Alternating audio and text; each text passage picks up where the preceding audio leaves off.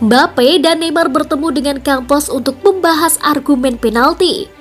Kylian Mbappe dan Neymar dari Paris Saint-Germain akan bertemu satu sama lain dan penasihat sepak bola klub Luis Campos untuk mengatasi konflik antara dua penyerang kelas dunia itu. PSG mengalahkan Montpellier 5-2 di Parc des Princes pada 13 Agustus. Mbappe gagal mengeksekusi penalti pertama tim pada menit ke-22 dan berdebat dengan Neymar untuk melepaskan tembakan kedua pada menit ke-43. Pemain Brazil itu akhirnya berhasil. Usai pertandingan, ia menyukai cuitan yang mengejek Mbappe sebagai pemilik PSG. Christophe Galtier, manajer klub, tidak pernah menunjuk pengambil penalti teratas untuk PSG. Ia pun membenarkan bahwa para pemain mengikuti rencana dalam pertandingan melawan Montpellier. Untuk pertandingan ini urutannya dipilih seperti itu. Kylian menembak lebih dulu, jadi logis jika Neymar pergi selanjutnya. Kita lihat saja di masa depan, kata Galtier menurut Associated Press. Ruang ganti PSG tidak pernah kekurangan bentrokan. Misalnya, Mbappe mengaku menyebut Neymar sebagai gelandangan setelah diganti dalam pertandingan melawan Montpellier Oktober lalu. Neymar berdebat dengan Edinson Cavani tentang tendangan penalti dalam pertandingan selama musim 2017-2018. Saat itu, Cavani hanya tinggal satu gol lagi untuk menjadi pencetak gol terbanyak sepanjang masa dalam sejarah PSG.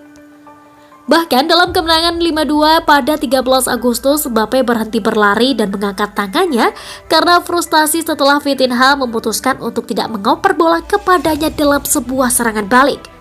Ngomong-ngomong, Vitinha lolos ke Lionel Messi saat itu.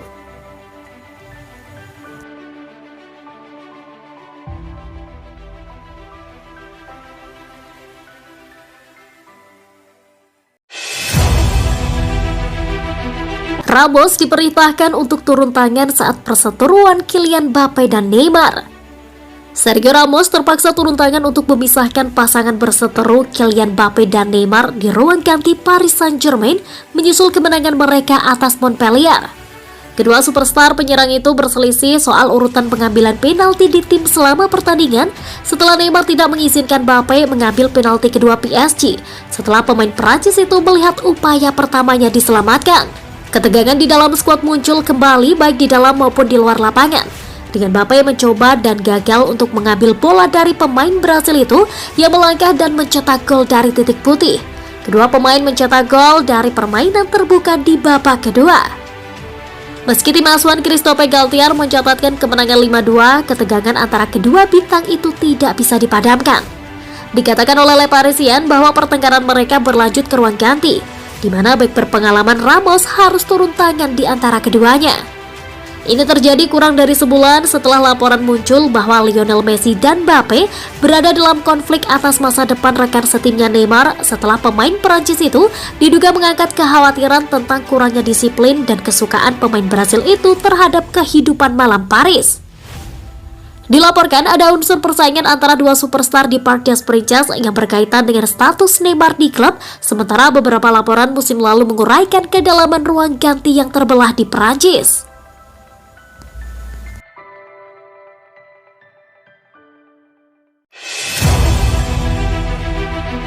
Gawat, Juventus dapat banyak pesaing untuk merekrut Leandro Paredes dari PSG. Manajer PSG Christophe Galtier angkat bicara seputar spekulasi masa depan gelandang Leandro Paredes.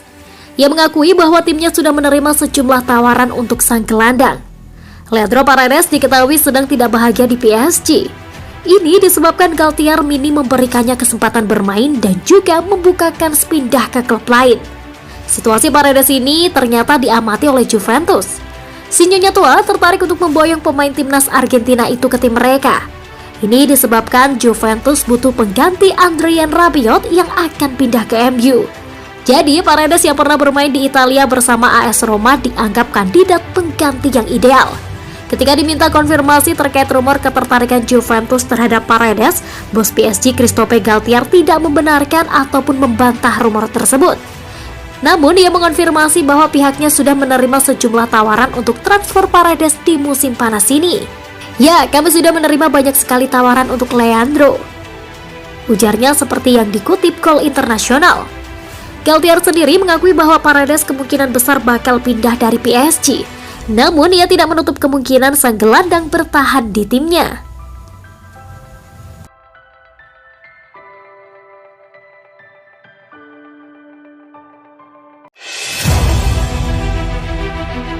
West Ham menyetujui biaya untuk bek Paris Saint-Germain Thilo Kehrer sebelum transfer.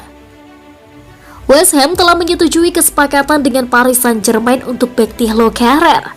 The Hammers akan mengontrak bek Jerman itu dengan harga 12 juta euro, sumber mengatakan kepada Football.London. Dengan tes medis akan dilakukan sebelum konfirmasi resmi dari kedua klub. Minat untuk Kehrer tinggi dengan Sevilla sangat tertarik, tetapi sekarang tampaknya tim London Timur telah memenangkan perlombaan untuk bek tengah yang sangat dipuji.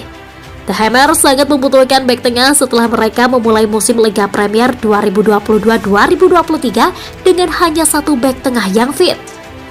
Angelo Ogbonna, Craig Dawson, dan juga Nayef Aguerd semuanya memulai musim di pinggir lapangan, meskipun dua yang terakhir mendekati comeback di tim utama. Ben Johnson harus mewakili pertahanan tengah untuk West Ham dalam 2 pertandingan pembukaan Liga Premier, dan Issa Diop sejak itu pergi ke Fulham yang baru dipromosikan. Sementara itu tawaran klub London Timur itu ditolak untuk gelandang klub Brugge Hans van Aken, sumber mengatakan kepada